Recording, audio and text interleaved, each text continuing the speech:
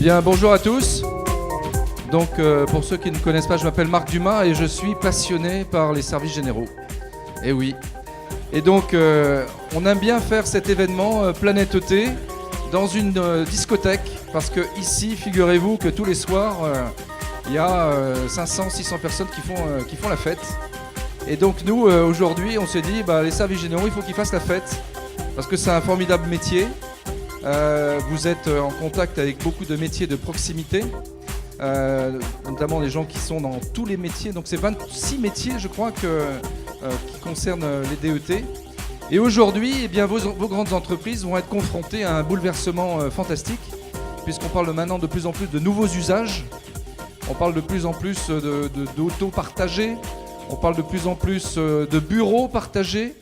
On parle de plus en plus de choses comme ça qui viennent des nouvelles générations d'Internet. Eh bien, c'est le thème que je vous propose ce matin, d'échanger sur le sujet. Alors, comment ça va se passer ? Vous voyez, sur scène, eh bien, on va avoir des intervenants à la fois des prestataires qui sont très innovants et à qui j'ai demandé de venir un peu bousculer les choses, de venir nous présenter des innovations, comment demain on va travailler dans ces entreprises. Et puis, des donneurs d'ordre qui vont aussi les challenger et qui vont expliquer comment chez eux ça se passe et si c'est des bonnes idées ou pas des bonnes idées. Donc voilà un peu l'idée de cette matinée. J'ai un cadreur avec moi, il s'appelle Alain, on va l'applaudir parce qu'il a beaucoup travaillé. Alain, au cadre. J'ai une super équipe technique et donc à tout moment vous pourrez interpeller nos intervenants, dire je suis pas d'accord, c'est une grosse connerie ce qu'ils viennent d'être dit. C'est le principe de cette matinée. Alors, je vais vous présenter donc tous ceux qui nous ont permis de financer cette manifestation. Je vais leur demander de se mettre sur le plateau de chaque côté. Donc, on va les accueillir. Donc, notre ami éditeur du guide Facilities, Serge Marie, on l'applaudit, qui va se mettre là. Ensuite, on va inviter Edouard de Latki, 1m94, qui va s'installer là, de Iron Mountain.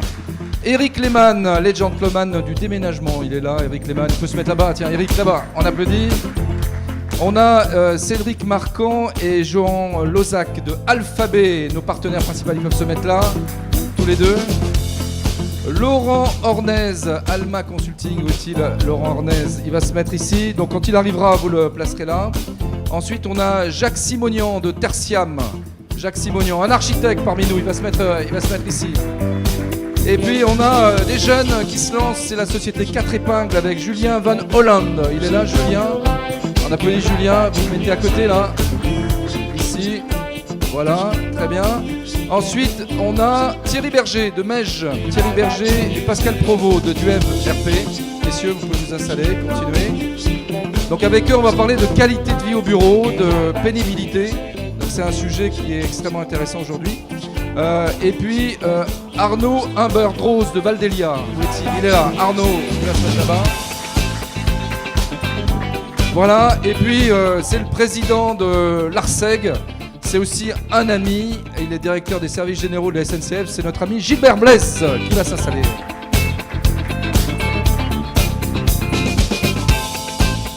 Alors, on va passer à un autre sujet, c'est la pénibilité. Savez-vous que le 1er janvier 2015, il y a une loi qui va vous obliger à déclarer à l'État vos salariés qui sont en situation de pénibilité et de souffrance. Comment on le calcule ? Comment on l'identifie ? Eh bien, on a invité Monsieur Pénible, on l'applaudit. Il s'agit de Thierry Berger. Bonjour.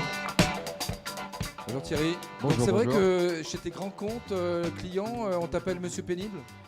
Oui, en l'occurrence, le groupe des CNS, effectivement, ou l'expert ou Monsieur Pénible. Alors, je ne revendique pas les deux termes, mais aujourd'hui, c'est une réalité, oui, tout à fait. Donc, de quoi on va parler ? Donc, Mège, c'est un cabinet de consulting. Et donc, toi, tu vas t'immerger dans l'entreprise et tu vas les aider à identifier ce sujet. Où on en est aujourd'hui ? On a du retard. La loi arrive le 1er janvier, c'est ça ? Qu'est-ce qu'elle nous impose le 1er janvier ? Qu'est-ce qu'on doit faire ? Alors déjà, je n'ai pas embarqué tout le monde sur de la technique. On va essayer de sortir de ce sujet et parler aussi des ET par rapport à ça. Bon, déjà, par rapport à cette thématique, en ce qui nous concerne, en ce qui me concerne, je suis tombé dedans par hasard il y a à peu près 3 ans. Ouais, c'est ton métier, ça. Bizarrement, depuis maintenant 3 ans, plus de 250 jours d'intervention, effectivement, pour des gros groupes, mais aussi pour des TPE, parce qu'on parle aussi beaucoup des gros groupes, effectivement, beaucoup ont la parole aujourd'hui. Mais il y a aussi des TPE qui sont aussi concernés et tout le monde sera concerné. Et donc tu es en contact en permanence avec les responsables dans les ministères qui nous font des belles lois et qui sont un peu très loin de tout ça? Alors effectivement, le hasard de mon parcours a fait que j'ai rencontré des personnes du ministère chargées d'écrire les fameux textes. Donc c'est toujours intéressant à débattre. Une personne qui faisait partie du COR, le comité d'orientation des retraites, qui s'appelle M. Volkov, qui a proposé des écrits sur ce sujet. Et puis au niveau de mes clients, j'ai eu l'opportunité de rencontrer tout un tas de situations complètement particulières où effectivement on se rend compte qu'entre la différence entre des textes ici où on définit 10 facteurs légaux et la réalité, notamment la plupart de vos métiers. D'accord. Non, je vais terminer sur ce point-là. Excuse-moi Marc. Dans la plupart de vos métiers, vous êtes sur des activités qui sont complètement fluctuantes. Ce que fait quelqu'un le lundi, il ne fait pas le mercredi. Donc comment, par exemple, si je vous parle d'une manutention manuelle de charge, vous allez cumuler des manutentions manuelles au fil du temps? C'est une question. Donc ça, ce sont les 10 critères qui font partie de la loi. Oui. D'accord. Donc on peut identifier une posture pénible. C'est quoi? C'est quelqu'un qui travaille debout? C'est ça? C'est quoi? Là, je me mets debout, effectivement. Alors, il y a 4... on ne va pas rentrer encore dans les détails, mais si on doit donner, par exemple, un exemple, c'est la personne qui passera son temps sur des postures au-delà de 45 degrés au niveau du tronc. D'accord. Donc ça, c'est écrit, ça? C'est complètement écrit. 45 degrés si je vous interroge tous ici pour savoir si vous passez plus de temps à 45 degrés au-dessus, vous me répondez tous? On ne sait pas. Bah voilà, c'est le grand sujet, effectivement.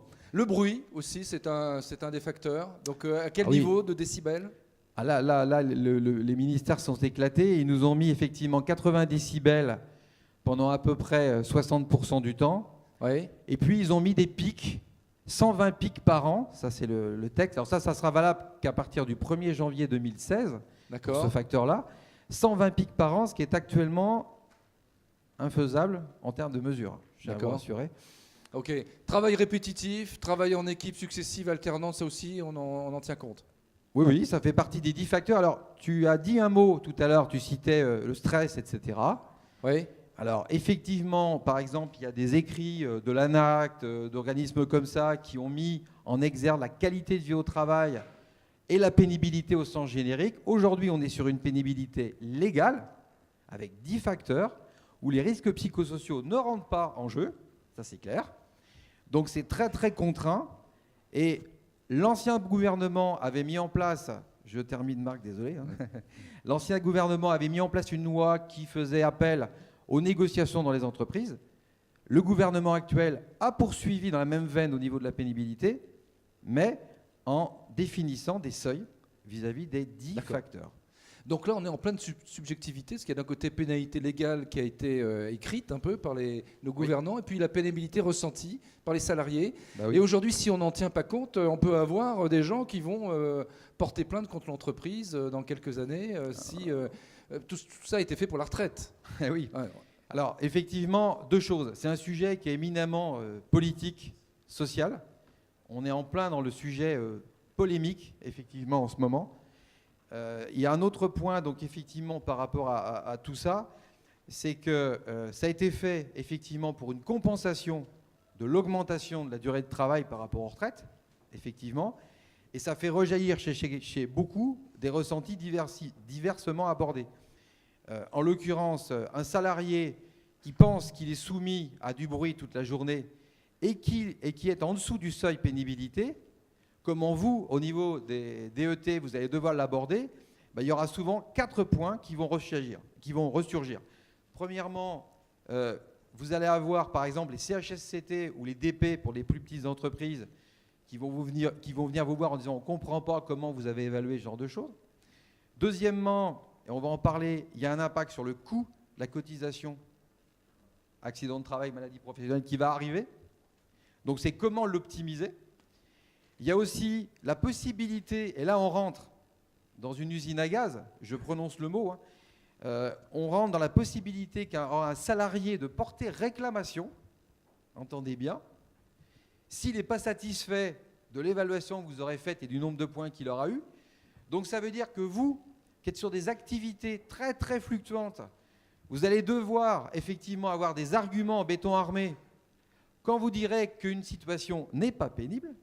Donc là, on va rentrer dans des sujets ad vitam aeternam. C'est les 3 principaux sujets, effectivement, là-dessus qui... Alors, comment éviter tout ça? Donc, ça veut dire qu'il faut mettre en place une grille d'évaluation. Il y a plusieurs phrases qui passent, là, effectivement, sur l'écran. Alors déjà, comment éviter les réclamations? J'ai prononcé le mot de garder trace de ce que l'on dit. On ne pourra pas éviter les réclamations, parce qu'à partir du moment où on rentre sur la problématique de la retraite, je peux vous dire que beaucoup vont s'en donner à cœur joie. Donc ça veut dire qu'il faut avoir une démarche à la fois simplifiée, parce qu'on ne peut pas le faire, mais aussi enregistrée. On parlait tout à l'heure de traçabilité de données. Là, on est en plein dedans, effectivement. Le rôle de CHSCT sur cette loi par rapport à la direction de l'environnement de travail, ils vont s'affronter là? Ça dépend du cadre social et des relations sociales qu'il y a dans l'entreprise. Mais quand certains d'entre vous qui sont au-delà de 50 salariés parlent de vos CHSCT, d'accord. Oui.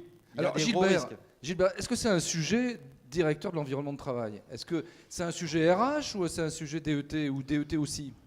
À l'ARSEG, parmi les 2000 adhérents que nous avons, il y a à peu près 1700 directeurs services généraux environnement de travail, dont la plupart président les CHSCT.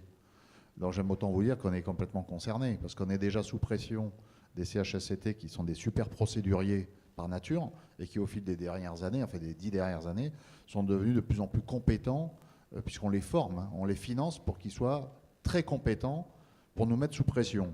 C'est-à-dire qu'on leur donne bien plus de moyens à eux qu'aux managers qui, eux, ont des choses à faire. Évidemment, ils doivent produire de la richesse. Donc ça, on est vraiment concerné par ces sujets-là, une dualité entre l'expertise et la compétence des CHSCT sur tous ces sujets et ceux des managers. Donc moi, j'interviens chaque fois que je peux pour rappeler que les managers doivent être au moins aussi compétents que les CHSCT sur ces sujets qui nous mettent en tension et qui poussent les gens à la faute. Ça, c'est une première chose. Maintenant, j'ai évoqué l'ARSEG, 1 million d'emplois. C'est un métier de main-d'œuvre, hein, à forte pénibilité. Un chauffagiste qui se tape 20 chaudières dans la journée, plus la route, plus le machin, plus le reste. On le sait tout ça. Un agent de propreté qui intervient de 3 à 5 heures du matin, qui rentre chez lui, qui revient de 17 heures à 21 heures. Mais on essaie de travailler avec les fédérations des entreprises de propreté ou de sécurité pour lutter contre la précarité et réduire la pénibilité en faisant intervenir le plus possible les gens en journée. Donc on s'est emparé au niveau de la filière professionnelle sur un certain nombre de sujets avec les associations ou les fédérations professionnelles. Et là, pour le coup, la loi vous pousse à inventer des choses, vous pousse à innover, vous pousse à reconsidérer, à changer de paradigme, etc. Donc c'est un sujet dont il faut se préoccuper. Voilà, ce dont on n'a pas de vision aujourd'hui, puisqu'il n'y a pas de recul, c'est combien ça va coûter de pognon à l'entreprise. Les charges salariales sont de plus en plus insupportables pour un patron de PME, PMI ou des grandes entreprises. Comment on va arriver à porter cette charge supplémentaire dans nos modèles économiques, sachant qu'il y a un fondement de réalité. On sait l'état d'un maçon à 58 ans, on le sait. Hein. Un mec qui a porté des tonnes et des tonnes de ciment sur ses épaules, on le sait. Donc les agriculteurs, c'est la même chose. Ils ont d'autres dangers divers et variés. Donc il ne faut pas être dans le déni non plus. Alors Thierry, il y a un vrai sujet là. Je me permettrai de reprendre la parole. Il y a 2 sujets dans ce que vous avez évoqué là qui sont importants. D'abord, les grandes entreprises, effectivement, ont l'opportunité d'avoir un certain nombre de services compétents à l'intérieur. Parfois même, ces services compétents, ils ne savent pas comment évaluer de manière simple les choses. Parce que là, on est sur du macro à un moment donné. Et puis, je penserai aussi aux petites entreprises. Parce que vous avez beaucoup de sous-traitants, et les sociétés d'intérim aussi vont recruter un certain nombre de personnes dans ce cadre-là, qui sont concernées. Donc, il y a la problématique des guides opérationnels. Puis, deuxièmement, comment ça va coûter ? La loi a défini un cadre, ça va coûter aux entreprises, puisque toutes les entreprises, y compris les TPE, qui avant payaient une cotisation collective, maintenant ils vont payer une cotisation en grande partie liée au nombre de personnes qui sont en pénibilité. Donc le taux est fixé, hein. Au maximum, ça sera entre 0,1 et 1,8% de la masse salariale brute. D'accord. Une réaction de Philippe Lowe. À quoi est destinée la cotisation ? C'est très simple. C'est une cotisation supplémentaire par rapport aux accidents à payer le coût des retraites équivalentes, des départs en retraite plus tôt. Voilà. Thierry Blot. Non, Philippe, c'est pas grave. J'avais une question un peu complémentaire. C'est au-delà de la pénibilité par rapport à la retraite, comment vous vous appropriez la question de réduire la pénibilité, c'est-à-dire comment on peut améliorer les conditions de travail, parce que finalement l'objectif c'est que le salarié, on évite enfin pas des procès, ça c'est autre chose, mais qu'on évite de le mettre dans des situations pénibles qu'on peut peut-être régler différemment. Bien sûr. Déjà, de base, notre métier du cabinet, c'est bien sûr dans la prévention des risques professionnels. Bon. Donc effectivement, une fois qu'on a dit ça, on a parlé de ce genre de sujet. Là, ça fait appel effectivement à deux problématiques différentes. Déjà, on a un facteur qui s'appelle le travail de nuit. Oui. Celui-là, en termes de mesures de prévention, effectivement, on peut se poser des questions en termes de durée, etc. Bon. Après, on est sur des thématiques traditionnelles. La prévention des troubles musculo-squelettiques, par exemple, qu'on évoque depuis à peu près une vingtaine d'années de manière assez forte, effectivement, contribue à cela. Donc après, comment on l'aborde ? Ça dépend des facteurs, ça dépend des sujets.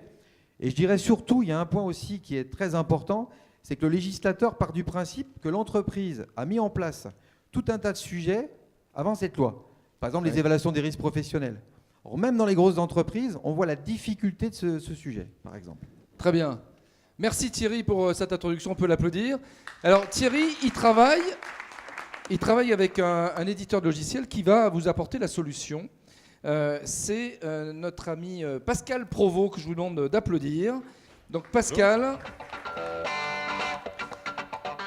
Alors Pascal, donc Duev RP. C'est dur à dire, hein, je reconnais, tout à fait. On va retirer le V, en fait, on a déposé l'autre nom qui est Duerp, ça sera plus simple à dire parce qu'aujourd'hui... Donc une jeune entreprise qui a été créée en 2008. Jeune entreprise, oui, maintenant 2008, ça fait 7 ans maintenant, donc je ne sais plus si on peut dire jeune entreprise, mais je pense qu'à l'échelle des grosses donneurs d'ordre qu'on a aujourd'hui, je pense qu'on est encore une petite entreprise, oui, tout à fait. Donc on voit un peu rapidement l'historique, mais surtout ce qui va nous intéresser, c'est que vous avez mis au point un logiciel qui va faciliter la vie des DET sur le facteur pénibilité. En l'occurrence, oui, tout à fait. On l'avait déjà développé à l'origine pour Technip France en 2009 pour simplifier la mise à jour surtout du document unique et non pas seulement sa création ou le fait de posséder le document unique puisque c'est une obligation réglementaire, mais surtout la mise à jour. Et donc, aujourd'hui, les entreprises qui ont en interne réalisé leur document unique au format Excel, aujourd'hui, avec la pénibilité, c'est encore plus compliqué. Excel ne suffit plus parce qu'il faut créer des fiches de prévention des expositions à la pénibilité à partir du document unique, à partir des actions qui ont été identifiées dans le document unique pour le faire remonter et les répartir sur différentes informations en fait, qu'on retrouve sur la fiche. D'accord. Donc vous avez mis en place des briques qui vont pouvoir s'adapter à chaque problématique d'entreprise. Petite, moyenne, grande. Alors différentes briques, différentes solutions logicielles aussi. Je reprends le discours de les grandes entreprises et les petites entreprises. On a développé ce logiciel pour un grand compte en 2009. On s'est rendu compte qu'il y avait d'autres besoins, en fait, que la réglementation imposait à toutes les entreprises ayant au moins un salarié, donc des artisans, des commerçants, des TPE, etc. Et on a décliné le logiciel sous différentes versions avec des fonctionnalités moindres, avec un tarif moindre et d'autres solutions innovantes aussi par la suite. Alors moi je suis pas très bon, mais le FIPEX, les FIPEX c'est quoi ? Alors FIPEX c'est une abréviation qui n'est pas forcément couramment utilisée. De FIP on parle de FIP, FIPEX, etc. Donc c'est des fiches individuelles de prévention des expositions à la pénibilité au travail. Donc, qui existe déjà depuis 2012, hein, il faut le savoir. Hein, c'est pas au 1er janvier 2015 qu'il faut commencer à s'y intéresser, même si c'est demain. Mais les FIPEX sont donc des fiches qui vont permettre de recenser des actions. Pour chaque salarié. Chaque salarié doit avoir une fiche. Chaque salarié doit avoir sa fiche. On doit l'historiser annuellement, elle doit lui être remise à différents moments en fait, de son expérience professionnelle, en cas d'accident de travail, en cas de départ de l'entreprise. Et là, c'est ce qu'on voit à l'écran, c'est le document unique par salarié. Voilà, là, non, pas par salarié. Là, c'est la base en fait, qui va permettre de générer les FIP ou les FIPEX. Donc, c'est le document unique qui va permettre d'identifier les situations de travail à risque, les dangers, les risques, la cotation des risques, hiérarchisation des risques et derrière les actions à mettre en place. Donc, c'est sur la base en fait, de ce document unique qu'on va s'appuyer pour créer les FIPEX. Donc, qu'est-ce qu'on va faire ? On va créer des fiches métiers. On va parler je parle d'usinage en ce moment, on est en train d'accompagner une société dans la métallurgie actuellement, où on a créé des fiches métiers, ajusteurs, tourneurs, fraiseurs, etc., dans le logiciel et qu'on va associer en fait aux situations de travail du document unique. À partir de là, on va après, évidemment, à partir des diagnostics et des interventions qui sont faites en entreprise ou des relevés de mesures qui ont été faites dans l'entreprise par la médecine du travail pour le bruit, etc., recenser ces informations, les restituer dans le document unique et donc générer les FIPEX, les fiches, ces fiches pénibilité. Donc ensuite, c'est renvoyé aux salariés. C'est renvoyé. Alors c'est donné aux salariés aujourd'hui en fait sous format papier ou sous format papier essentiellement aujourd'hui, hein, puisque la personne repart avec son papier et son document sous le bras. Donc comme je disais, à différents événements de son. Le salarié peut s'exprimer en disant ça correspond pas du tout à. Alors oui, en termes de recommandation évidemment, le salarié peut s'exprimer, soit il le fait directement parce qu'il est dans une toute petite entreprise, encore faut-il qu'il en ait la connaissance.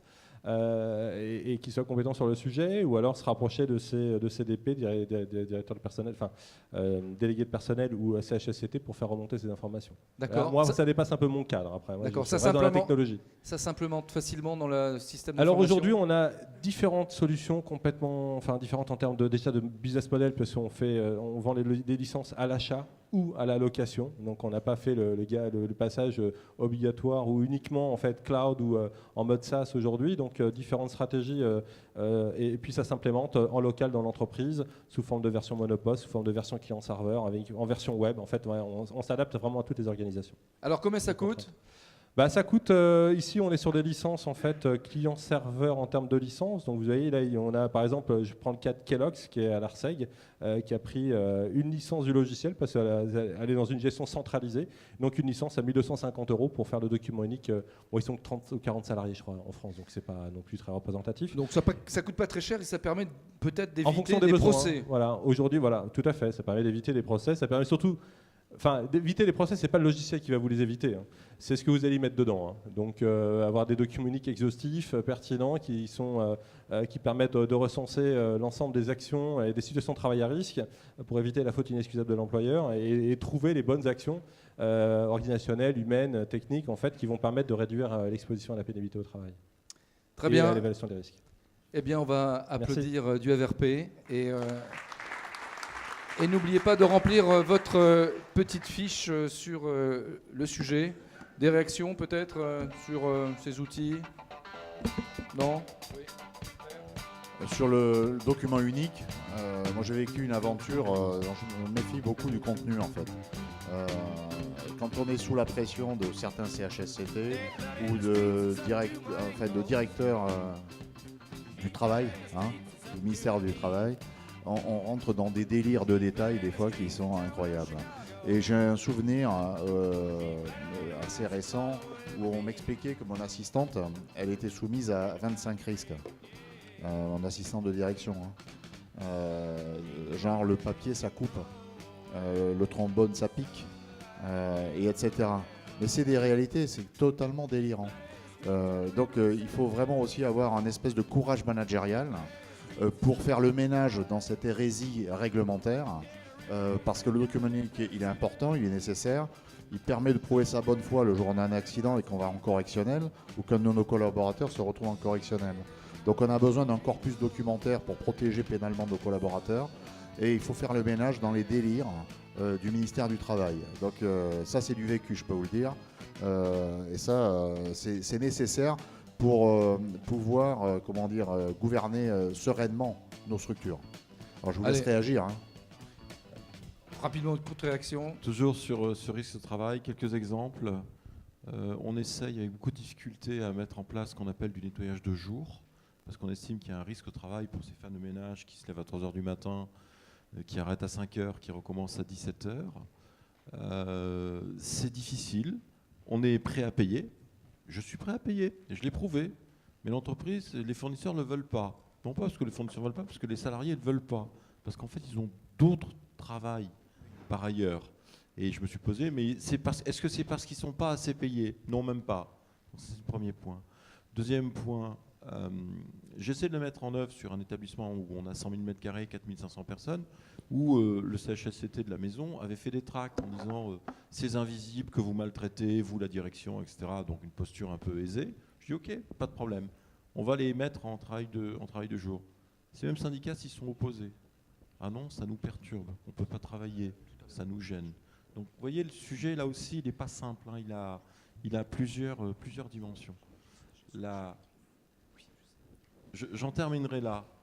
J'ai été me rendre sur un site très particulier, historique, où j'ai une histoire familiale, qui est une histoire de type Zola, un endroit où on fabrique du zinc. Et fabriquer du zinc, c'est faire une électrolyse d'un minerai et dégager des vapeurs d'acide sulfurique. Donc vous imaginez la mortalité dans cette industrie qui est en fin de cycle du côté de Douai, mais qui a existé. J'y étais avec mon père, qui est un monsieur qui est presque centenaire, qui m'a dit les gens voulaient aller travailler là parce que c'était mieux payé. Et pourtant, ils savaient qu'ils ne dépassaient pas les 55 ans. Donc là aussi, comment ça s'apprécie, comment ça s'appréhende. Ouais. Alors on va passer au sujet suivant, mais avant quelques réactions, monsieur. Donc Hervé Saval du cabinet Gide. En fait, j'ai une question pour monsieur Merge. Parce qu'en fait, je voulais réagir aussi avec le directeur donc, de l'environnement de travail de la SNCF, où en fin de compte, il me semble que le cadre législatif impose aussi un responsable, donc prévention en entreprise, au-delà d'un certain nombre de salariés. Est-ce que vous pouvez nous répondre là-dessus? Oui, depuis notamment 2012, il y a une loi sur le référent pour des petites entreprises, effectivement, qui a été positionnée pour l'ensemble des entreprises. Oui, tout à fait. Très bien. Je ne sais pas si on n'a pas le temps de tout développer. On n'a pas le temps. On aura un déjeuner tout à l'heure qui va nous permettre d'échanger. Désolé, on discutera tout à l'heure. Voilà, j'aimerais qu'on applaudisse Thierry Berger et Pascal Provost, et puis vous pouvez remplir les fiches.